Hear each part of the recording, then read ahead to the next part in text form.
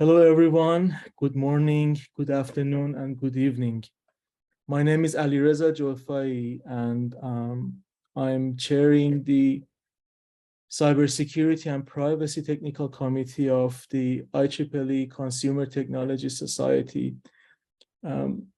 As on behalf of the IEEE CTSoc Society, we are very pleased to invite you to join us for the second webinar of the technical talk series that the Society has organized for you to get to know the recent findings and research happening in the field of the consumer technology.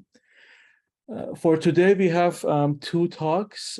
We invited two distinguished guest speakers from Australian Defense Cybersecurity Lab, and as well as a professor from Science and Technology Research Lab in Japan to deliver two technical talks for you. Before we start the technical talks, I would like to invite you to listen to a welcoming message from the Vice President of Technical Activities of IEEE CTSoc Society. Unfortunately, Fabrizio couldn't make it today. He's flying overseas. We wish him safe travels. But he sent us a video which we would like to share with you to learn more about the activities that society has organized for its members. So now I'm sharing the video from Fabrizio Lamberti about the technical activities of the society.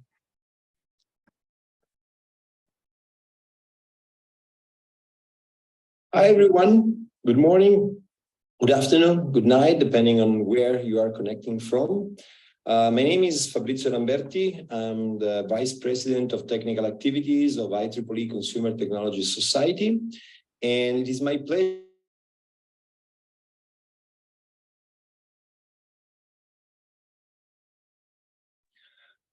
this series of talks originated within the context of the technical activities area. This area of the society is responsible for managing and covering the technical aspects in the field of interest of IEEE Consumer Technology Society.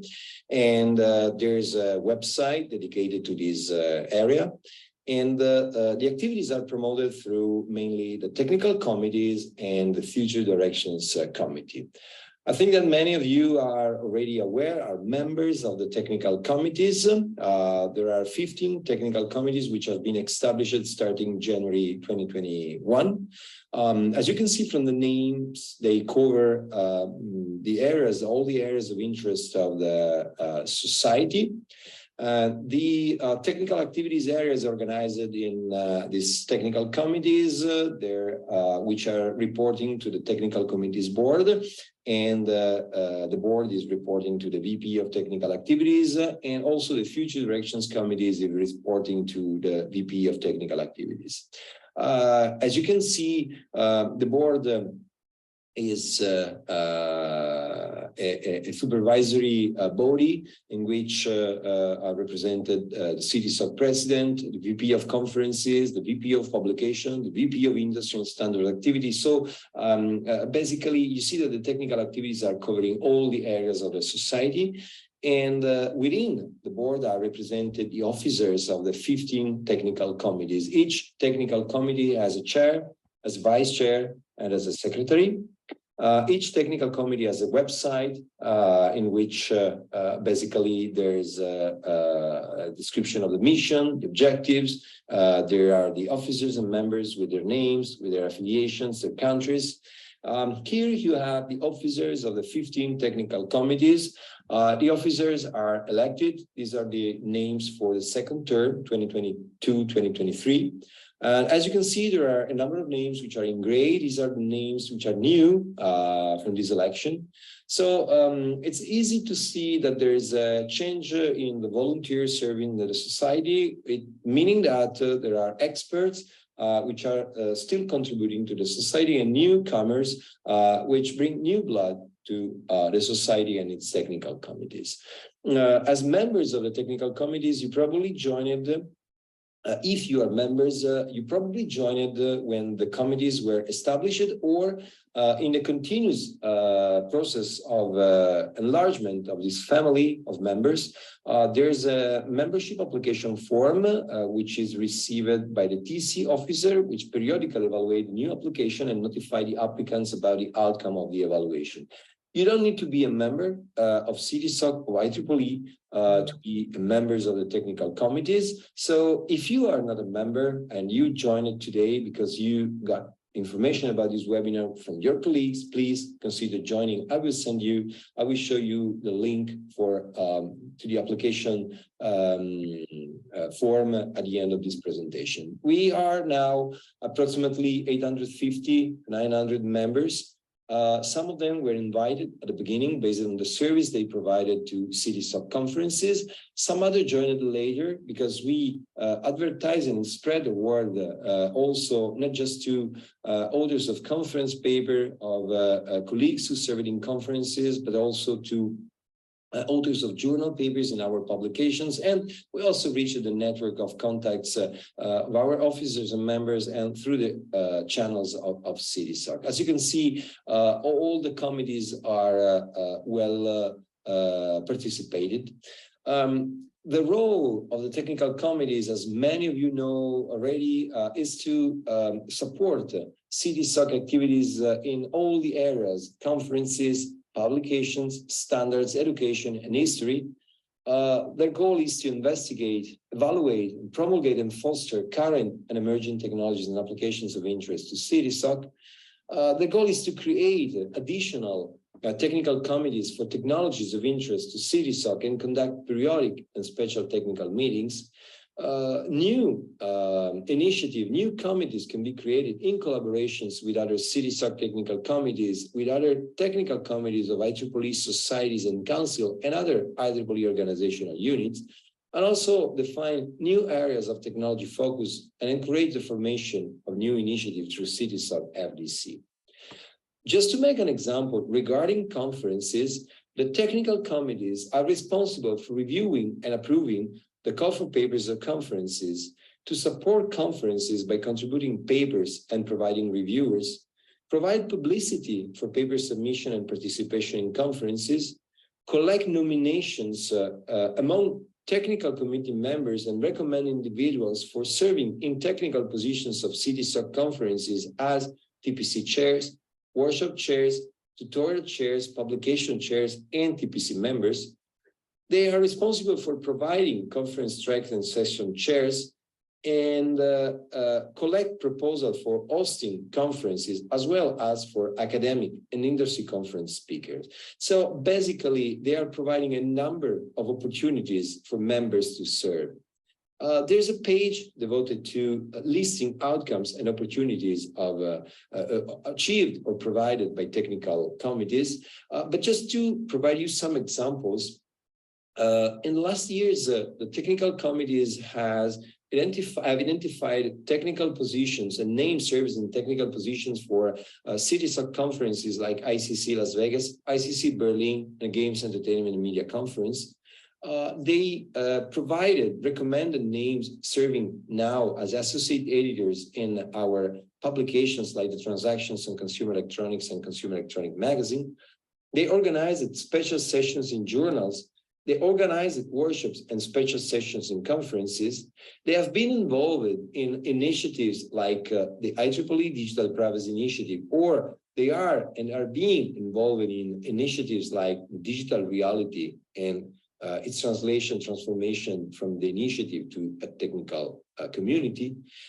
They supported collaboration with other societies like the Signal Processing Society or the Audio Engineering Society. They created special interest groups like the one on the metaverse. And last but not least, they were involved in the organization of several webinars and technical talks. And this is what I'm presenting you today, the technical talks of CTSoc.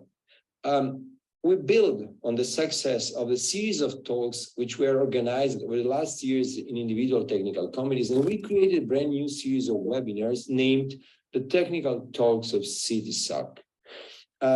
Basically, every month, 2 technical committees join and organize a talk like the today one, in which they call for volunteers, for speakers among the members willing to give us a talk. And today there will be 2 speakers selected among the members of the SMC and the CEA technical committees. And I want to thank the officers and the chairs of these 2 technical committees, Iman Shutafilal and Bernard Fong, for having organized this webinar.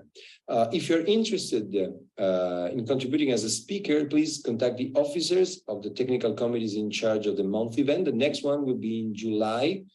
The SEA and the SPC technical committees will be involved in the organization, but as you can see, the schedule for the next month is already here. You have a calendar. We're still just missing the dates that will be arranged with the speakers.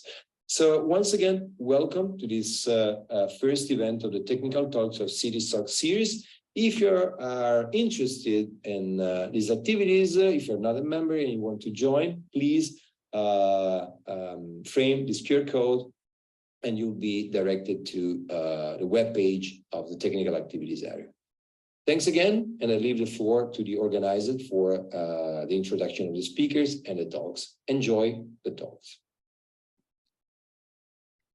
Okay, thank you, Fabrizio, for great introduction to CTSoc Society. Now I would like to introduce for our first guest speaker, Dr. Ali Mehrabi from the International Center of Neuromorphic Systems at Western Sydney University in the New South Wales in the eastern side of Australia.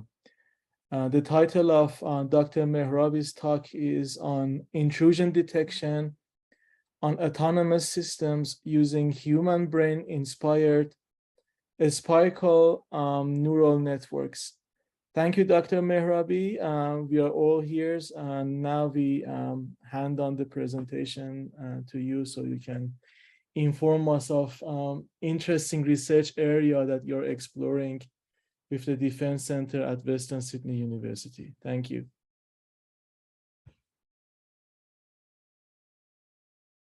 Hey, yeah, thank you very much, Alireza, for your introduction. Thank you very much for having me here to share with you one of my research topics that I've been working since last 2 years, which is intrusion detection using spiking neural networks. Basically, my presentation is in 2 sections. At first, I will talk about spiking neural networks, why we are using them, why they are important, and what is the difference between the spiking neural networks and the artificial neural networks. And at the second part, I'll talk about the methodology that we use to apply spiking neural networks for security, for cybersecurity and detection of intrusions on the autonomous systems. Specifically, we are targeting GPS spoofing on drones, which is a hot topic in recent years.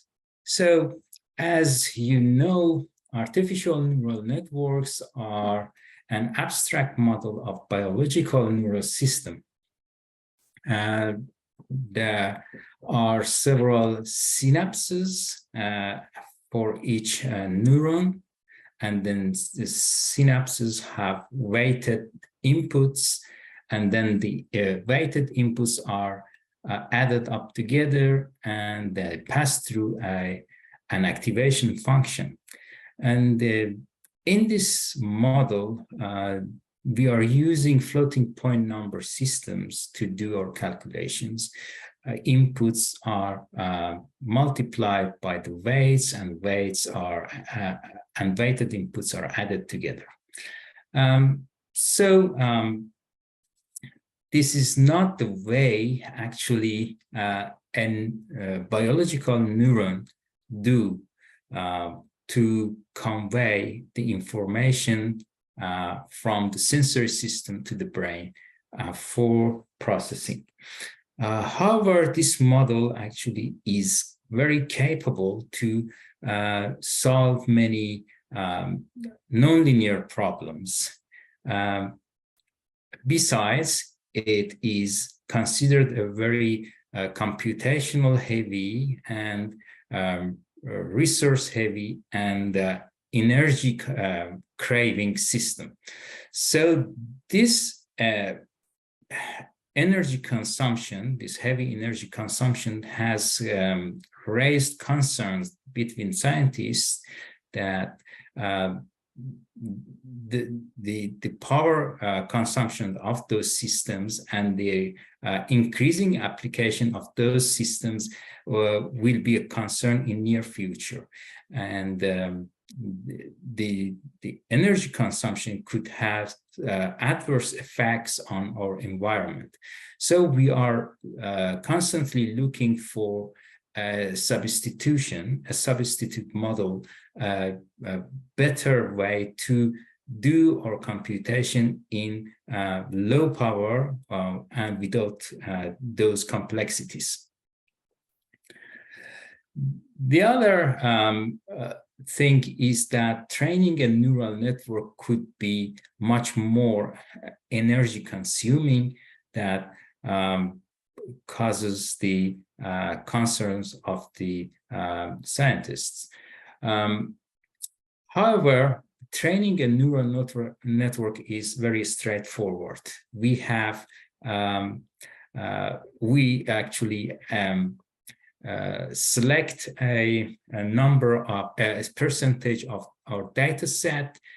We fit in the selected data set to the network, and we look at the output, and we compare the output of the network with the desired data.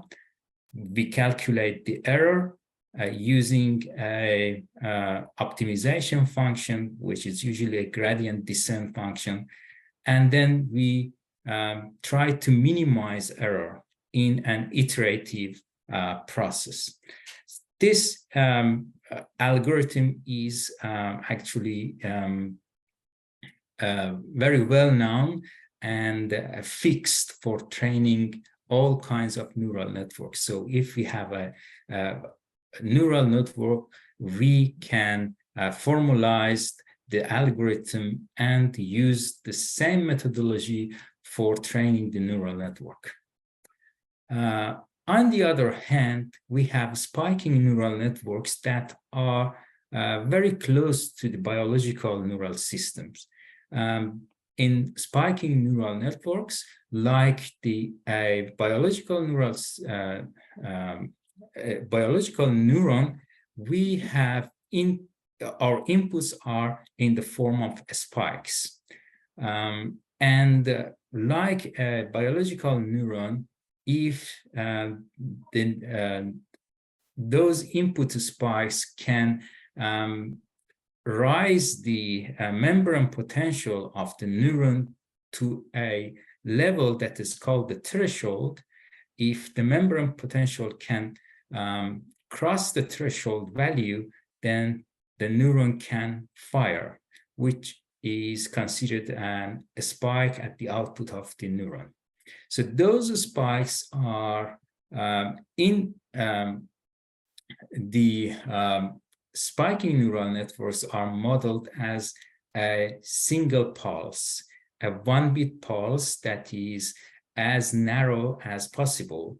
And this spike is modeled mathematically by Dirac delta function, which is happening at time t. So delta t is the Dirac delta function that is happening at the time t is modeled as the for the spikes. So here you see that the number of spikes are injected to a synapse, and the synapse raises its voltage to the weighted voltage W1, W2, and so on. And those are added up together to raise the membrane potential of the neuron to a high value. If this value reaches the threshold, we would have an spike at the output. As you may have guessed, the training of those spiking neural networks is not as straightforward as it has been on their counterparts, artificial neural networks. And this is because we have 1 bit output and 1 bit input. And as you know, the Dirac delta function has no derivative to be measured, and we cannot measure the error at the output and compare it with the desired value. So mathematically and in reality, we cannot train the spiking neural networks in the way that we do for the artificial neural networks. However, since the data is just 1 bit, and it is considered a new type of data in the space of and in the space and in the time, it's called spatiotemporal data. And so these systems, these spiking neural networks, are very power efficient and very low power systems that they have output only if the membrane potential can cross the threshold. Otherwise, there would be most of the time, a spiking neural network is at its rest time, which has no outputs. So there are both low power consumption. The computation is not heavy inside a spiking neural network, and they are hardware friendly, so they can be easily implemented in the hardware, and we can have many of those hardware neurons in one FPGA, for example. So, as I said, there are some specific rules for implementing a spiking neural network. One of those rules is, as mentioned before, is that inputs and outputs are in the form of spikes.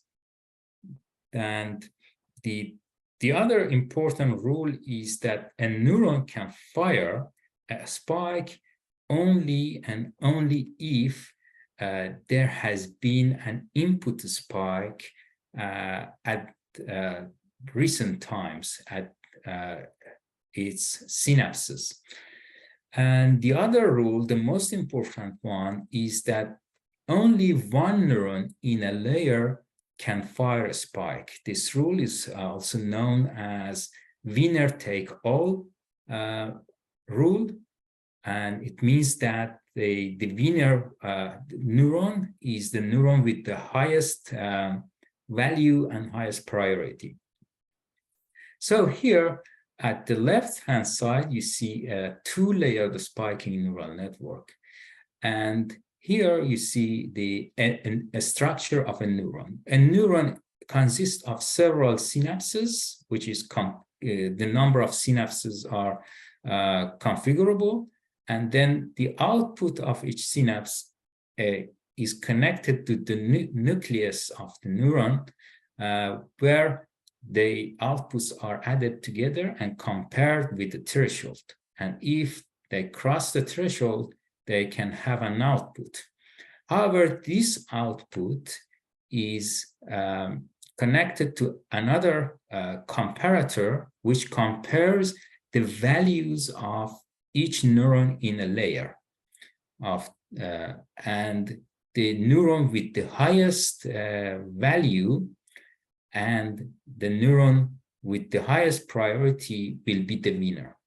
So at the output of each layer, we only have one spike, and one neuron can fire that spike. as I mentioned, we don't have any classic way to train spiking neural networks. A number of research has been done and still continuing to be conducted on spiking neural networks and training algorithms. At ICNS, we have also created our own algorithm for training a spiking neural network, which is unique in some aspects. And the uniqueness of this algorithm is that we can implement it in hardware. So the consequence of that is that we can have a hardware that trains itself.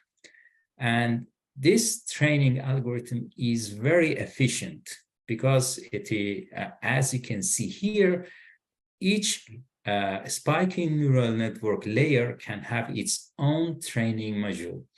And the training modules are almost independent to each other for each layer. And we use 3 1-bit signals to as a guiding signals to do this training for each layer. Those guiding signals are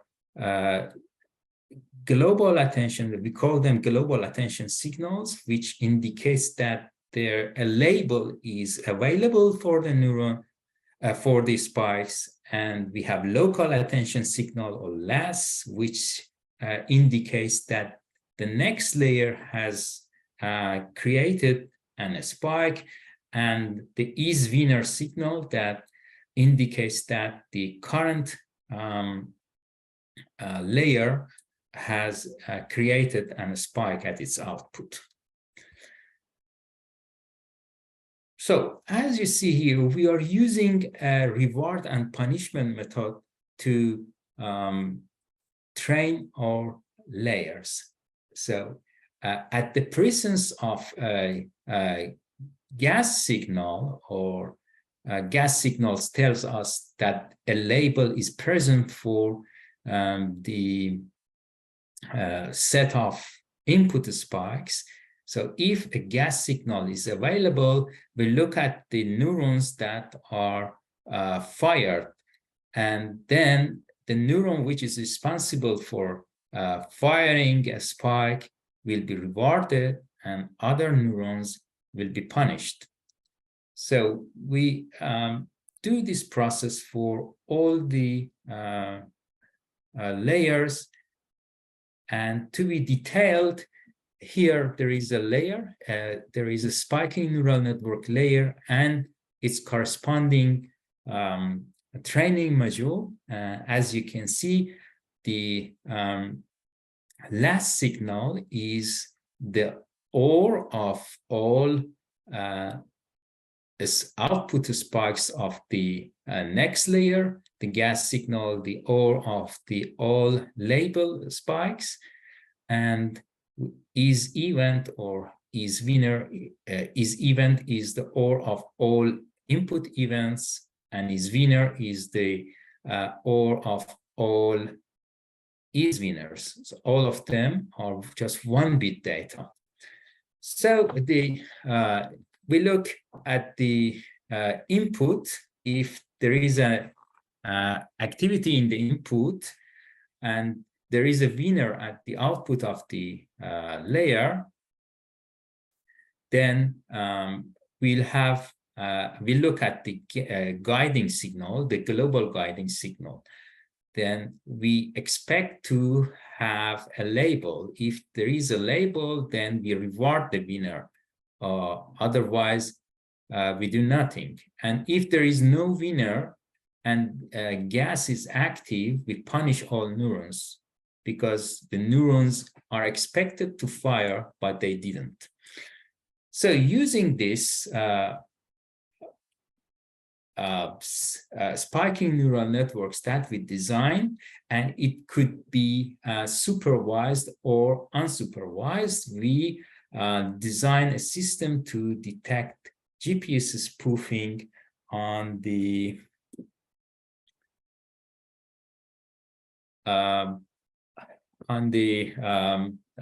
drone.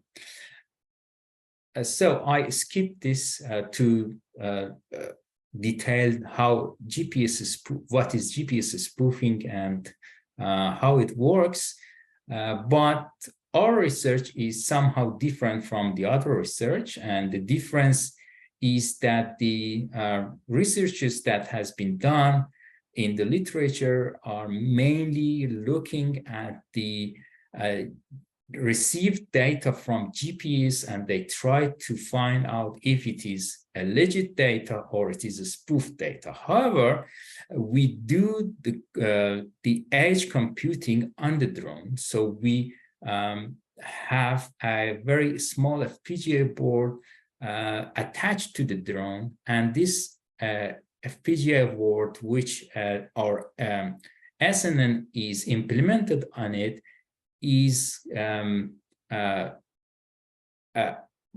without any supervision, detects that if the GPS signal is spoofed or not. So the drone itself is just receiving the GPS signal and has no idea if this GPS signal is the legit GPS signal or it is manipulated by the adversary. So we need to use a method to find out if the GPS signal is spoofed or not.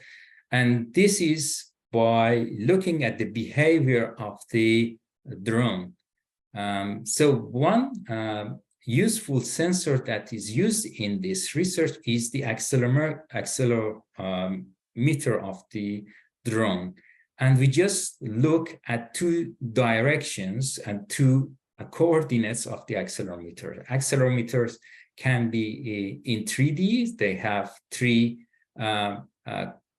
components for each coordination, but we just use two coordinates to monitor the signal of the accelerometer. And the method is that the output of each coordinate is between -20 to 20 millivolts. And we map this data, this continuous signal of the accelerometer to 42 spikes. So we actually design a neuron with 42 synapses, and our spiking neural network is just 4 neurons in one layer. So using only one layer spiking neural network with only 4 neurons, we can distinguish if there is any change in the behavior of the drone caused by GPS spoofing. And the results show that if we measure the moving average of the number of output signals, output spikes of the spiking neural network, we can easily find out if there is a GPS spoofing or not. So here you see that if there is no GPS spoofing, the moving average of the spiking neural network is at the higher rate, and depends on how deep is the spoofing, the moving average of the signal will be lower. And then this is the real data of the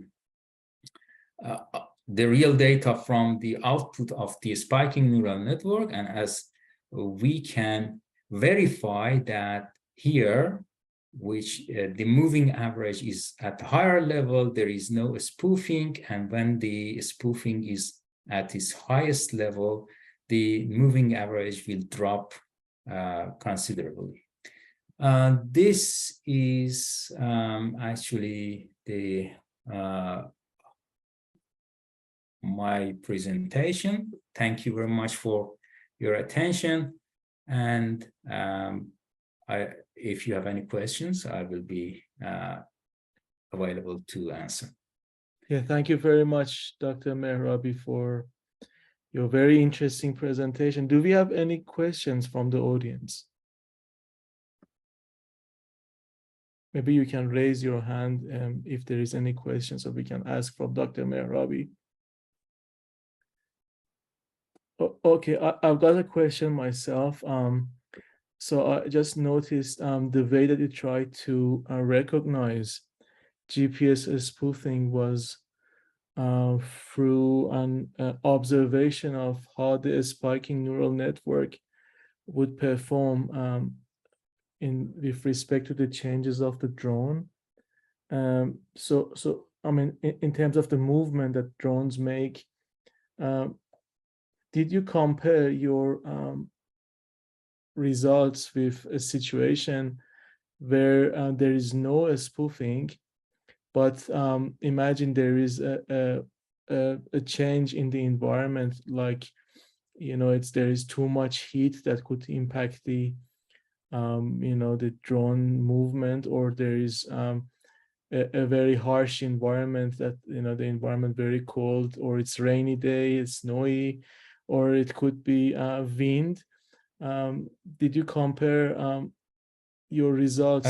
Yes, Or it's we have irrelevant? compared, yeah, sorry. Yes, of course, we have compared this with a windy situation that will affect the output signal of the accelerometers. So a windy situation will cause the accelerometer to produce more signals, more fluctuating signals. And the good thing of the system is, as I mentioned, is it is an unsupervised system. So an unsupervised system can train itself by the unspoofed data. So when the drone starts its flight, we expect that it starts to train itself. And so in the same situation, it trains itself with no spoof data.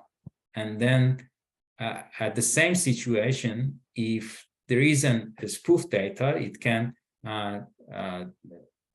actually classify that spoof data as a wrong signal. The other thing is that the system can be very flexible, so it could be commanded to start a new training. So if the situation changes, we can easily command the system to retrain itself. Yeah, thank you very much, Dr. Mehrabi. Oh, Hiroshi, I have a question, right? Can I have any question? Yeah. I'm sorry, I'm not familiar with these technologies, but for an example of the using application for the drone, what is the inputs of the system? Would you please explain again about Yes. inputs? Yeah, so drones usually have, let me share my screen again.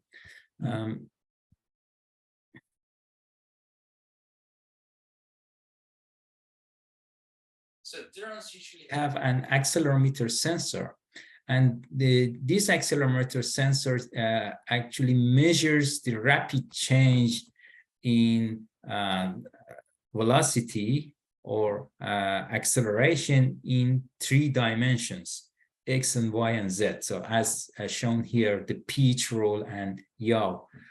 So if there is any change in the direction direction in the space the accelerometer will show. We use only two dimensions, X and Y dimensions of the accelerometer. So there are only two signals. So we use these two signals and by the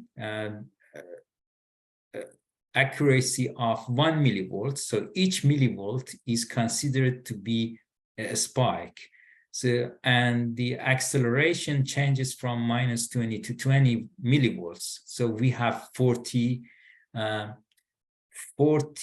millivolts or 40 spikes. And then we have crossing from minus to 0 and crossing from positive to 0, from plus to 0, which are two different zeros. So we have 42 different signals, and then we inject these 42 signals to a spiking neural network to find a subtle change in the behavior of the drone. Am I answered your question correctly? Okay, thank you. So the input must be not the direct signal, but the relative signal to indicate the change of the situation. Is it right? Sorry, would you please say it again? For example, that input signal is the meaning is the change of the situation. So not the strict information, but the relative information that is changes occurred or not. Is that?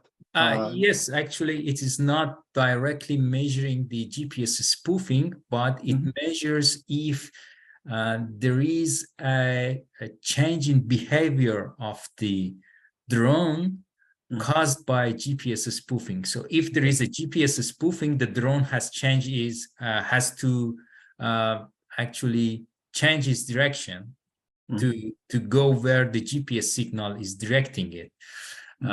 So if there is a change and it is not normal, which can be detected by this spiking neural network, then we consider this as a GPS spoofing. Okay, thank you. Thank you. Thank you very much, Dr. Mehrabi, for your presentation. And now I hand on the session to Dr. Hiroshi Lili, the chair of SEA Society. We will listen to the guest speaker from his technical committee. Thank you, Dr. Hiroshi. I hand on the session to you now. Okay, thank you. Now change to the SEA group. And I will introduce Mr. Kohei Tomioka. He's a research engineer in NHK Science and Technology Research Laboratory. Let me introduce him. Mr. Kohei Tomioka received BE and ME degrees in engineering science from Kyoto University, Kyoto, Japan, in 2011 and 2013, respectively.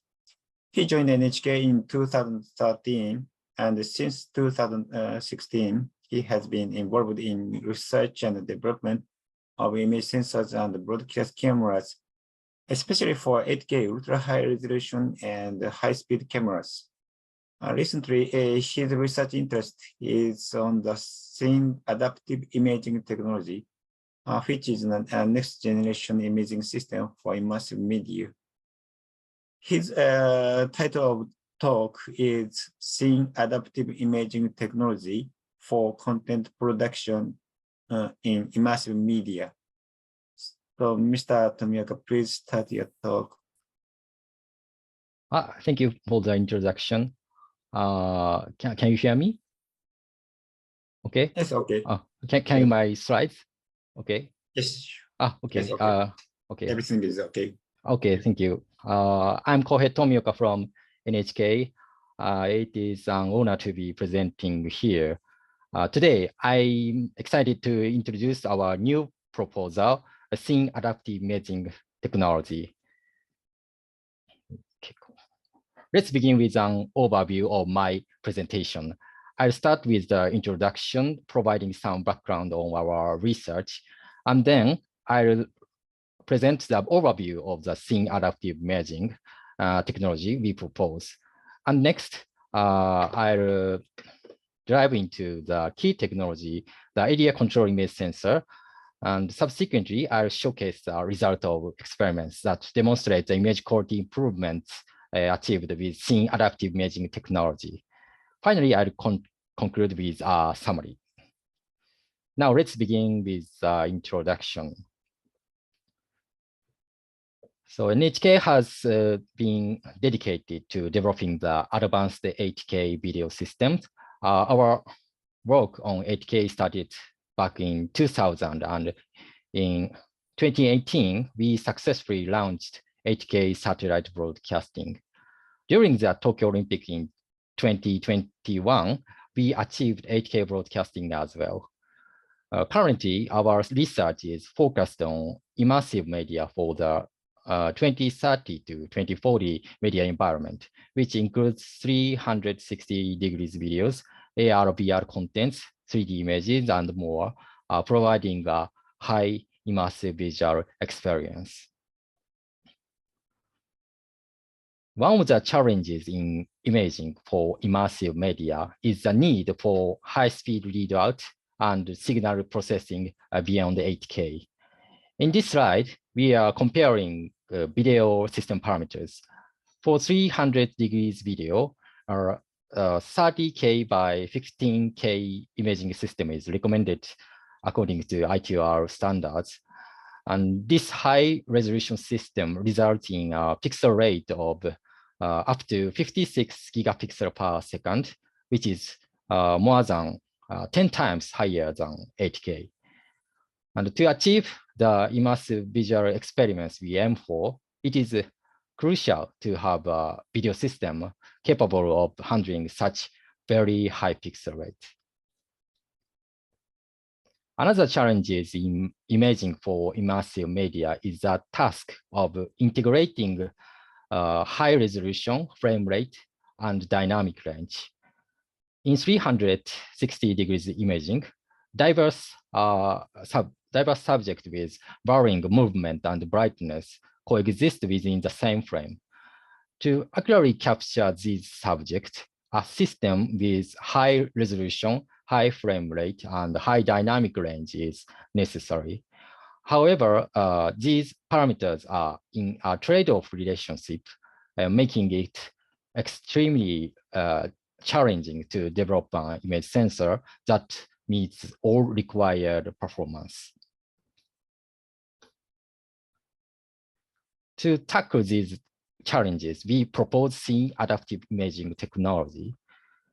In our proposed Scene Adaptive Imaging technology, we enhance image quality by locally control imaging parameters based on characteristics of subject in each captured area. For example, areas with fine details are captured at standard resolution and frame rate. At the same time, fast-moving subjects are captured at 1/4 resolution and 4 times the frame rate. Additionally, we utilize the bright mode for capturing bright areas, reducing exposure time to 1/4, and low light mode for dark areas, lowering the frame rate and increase exposure time by 2 times. By adjusting imaging parameters according to the subject, we overcome the trade-off relationship of imaging parameters and improve image quality and achieve the desired performance. The key technologies behind Scene Adaptive Imaging are the area control image sensor and scene information analysis. The area control image sensor is a sensor that can locally adjust resolution, frame rate, and exposure time for each area. It receives area control signal from scene information analysis, as shown in this diagram. Scene information analysis is a technology that analyzes the sensor's output and automatically determines the best imaging mode for each area. This feedback control allows the sensor to capture images in the optimal mode according to the subject characteristic. So to achieve scene adaptive imaging technology, we fabricated a 1K by 1K resolution test chip for area control image sensor. This chip divides the pixel array into a 16 by 17 grid of control blocks. And different operational modes can be assigned to each control block based on an externally input area control signal. There are 4 supported modes. Normal mode captures images at 64 by 64 resolution per control blocks, and frame rate is 60 FPS. And the fast mode allows for 1/4 resolution of the normal mode, and it's 32 by 32 pixels with a 240 FPS frame rate. Bright mode maintains the same resolution and frame rate as normal mode, but enable a 1/214 exposure time using an electronic shutter. And low light mode reduce the frame rate to 30 FPS to double the exposure time. This sensor achieves various variation modes by adding switches to the conventional pixel structure. This figure shows the pixel architecture of the area control image sensor. The pixel array is divided into 16 by 17 grid of control blocks, each containing 64 by 64 pixels.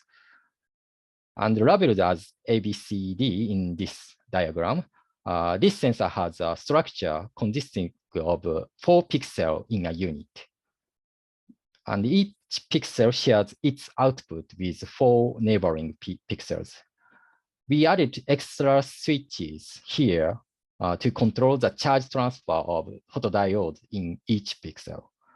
These added switches are individually controlled by the control signal from the mode controller. By controlling the switches operation, we can select which pixel from ABCD to read, as well as just exposure time and the pixel binning. With this pixel structure, different resolution, frame rate, and exposure time can be set for each control box. In this diagram, I will provide a detailed explanation of the pixel readout control method. By using additional switches, we enable 2 pixel signal readout method.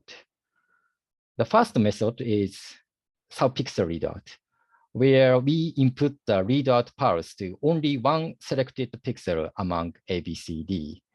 This allows us to read out each ABCD pixel one by one in sequence with 4 readout scans. Therefore, sub-pixel readout separates ABCD pixels into 4 frames, providing a highly resolution output. However, it requires 4 scans, which makes the readout process relatively slow. The second method is pixel binning readout, where the switches input the readout pulse to all ABCD pixels every time. As a result, the output of ABCD pixel is combined into aggregated signal. Though it decreases resolution, but it achieves 4 times faster readout speed. Controlling the switches allow us to prioritize either resolution or frame rate during the readout process.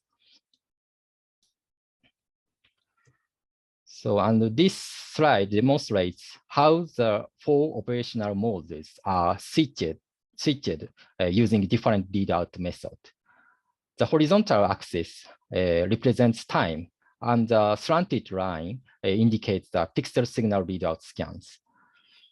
Vertically, there are 16 control blocks arranged, and we scan from block 1 to block 16 sequentially. The scan interval is 1/240 seconds. By switching between the 2 readout methods, as explained earlier, we can switch between 4 operational modes as shown in this diagram. A represents the normal mode, where we use sub-pixel readout to read out ABCD pixels individually in 4 scans, resulting in a frame rate of 60 FPS and exposure time of 160 seconds. And B, first mode, utilizes a pixel binning readout, which aggregates ABCD pixels, reducing the resolution, but achieving a readout speed of 240 FPS. And C, a bright mode, is similar to a normal mode, but with the electronic shutter function enabled, limiting the exposure time to 1/240 seconds. And D, low light mode, involves alternating subframe readout and 4 frame readout poses, allowing us to set the exposure time for each pixel to 130 seconds, effectively doubling the exposure time. By controlling the readout method during the 1/240 seconds scanning period, we can achieve various resolution, frame rate, and exposure time for readout at the same frame. So next, I will share the results of imaging experiments conducted with the area control image sensor and enhancement in image quality achieved.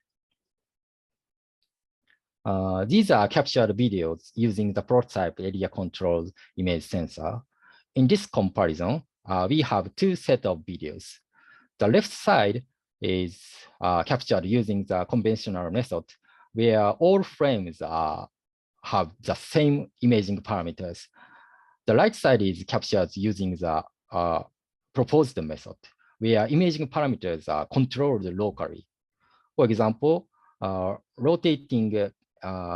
rotating subject captured in fast mode, dark subjects in low light mode, and bright subjects in bright mode. Here we compare images captured using the proposed method and the conventional method. The proposed method has demonstrated improvement in motion blur and overexposure and underexposure.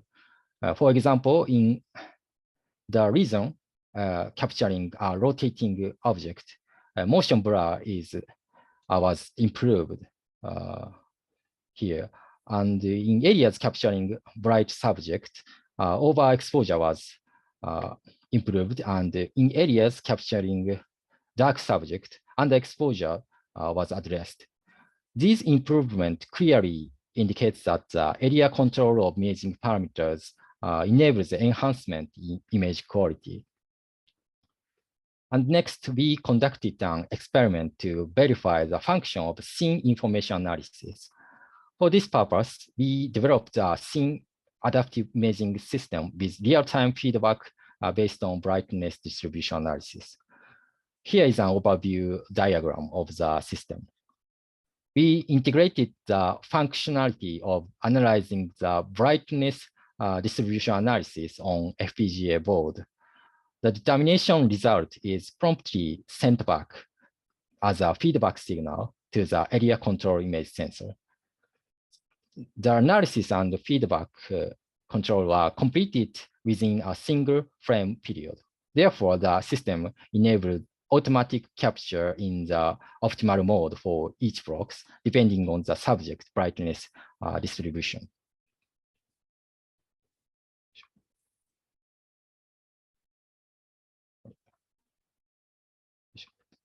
And this slide shows the captured video images and feedback signals obtained by the proposed system. On the left side, we have the captured video, and the right side, we have the corresponding feedback signal. Based on the brightness distribution, the system automatically assigns 3 different modes: low light, normal, and bright. Here is a comparison in still images.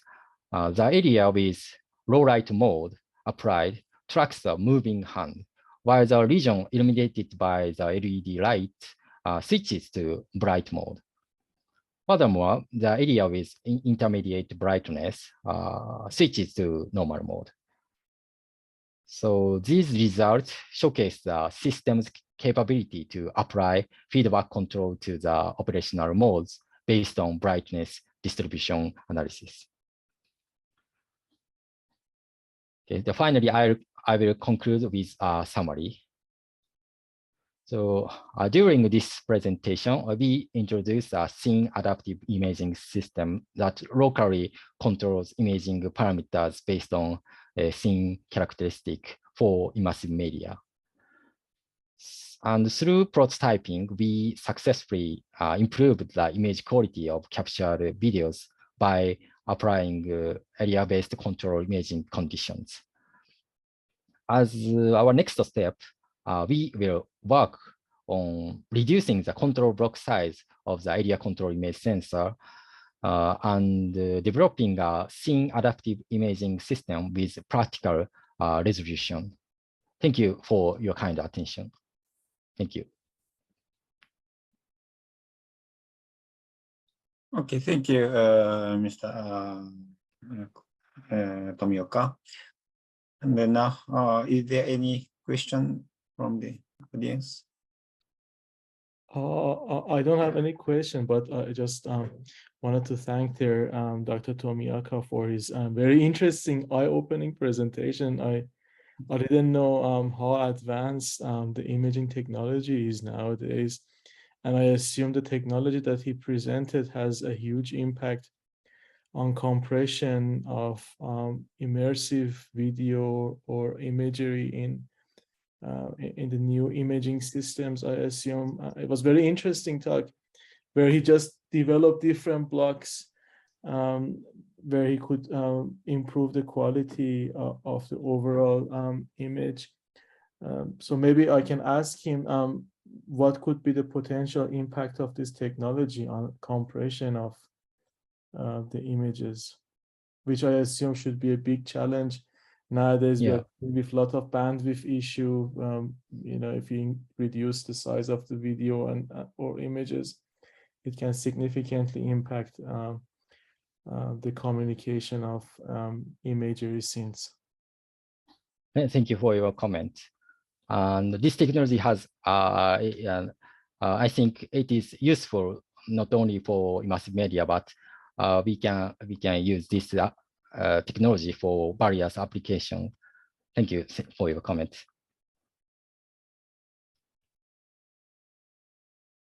Thank you. Okay, any other questions?